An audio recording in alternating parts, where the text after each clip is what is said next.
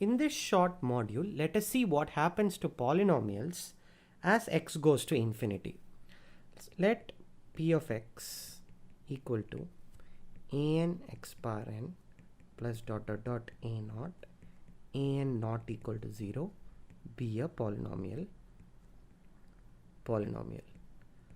that is non-constant, that is not constant. So we are not obviously considering the constant polynomials. We want to study what limit x going to infinity of p of x is. Okay, this is actually going to be equal to infinity. Let's see why this is the case. So you have this an x bar n plus dot dot dot a naught. What you do is you take x bar n outside. You get x bar n into an plus a n minus 1 by x bar n minus 1 plus dot dot dot a naught by x bar n. Okay, now we already know that limit x going to infinity of 1 by x is 0. In fact, limit x going to infinity of 1 by x bar k is also 0. Therefore,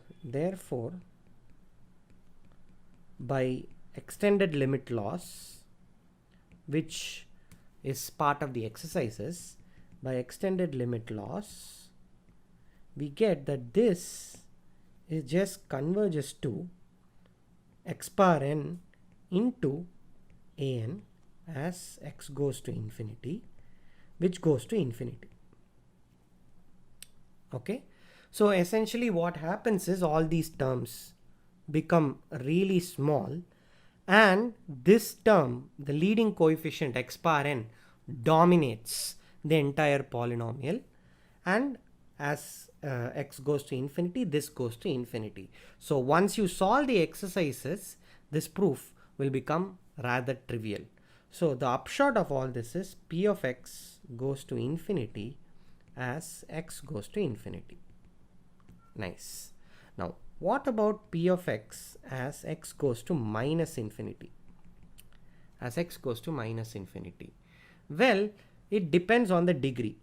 If degree is even, then again p of x converges to infinity. Same proof will work. If degree is odd, then p of x converges to minus infinity. P of x converges to minus infinity. This is just again easy proof. What happens is when the degree is odd, the powers will still continue to be negative. Negative power will still be negative, and you will get that p of x converges to minus infinity. Okay, so we have seen now that polynomials behave in an unbounded way as you approach infinity. Now one more comment I would like to make. We have already seen that limit n going to infinity a bar n by n bar k for fixed k, this goes to infinity as a sequence. Now by using the same idea and by using the definitions of limit going to infinity, you can solve this easy exercise. Okay, so limit n going to infinity of x bar n, not x bar n,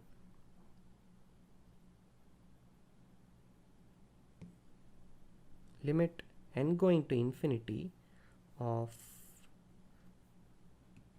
a bar x divided by p of x, where p of x is a non-constant polynomial, constant polynomial, and let me just change this n to x. X goes to infinity and a is greater than 1. A is greater than 1. This goes to infinity. So exponential goes to infinity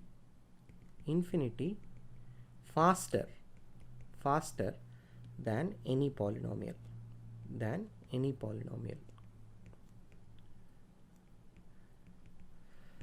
So the definition of a power x, if you recall, is via logarithms, which we have not yet seen in rigorous detail, but your high school and even lesser middle school knowledge of logarithms should be more than enough to tackle this exercise.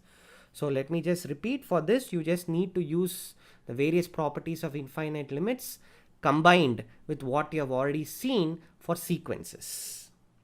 So please prove this. This is very important.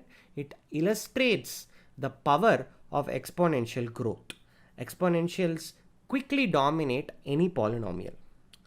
This is a course on real analysis, and you have just watched limits at infinity of polynomials.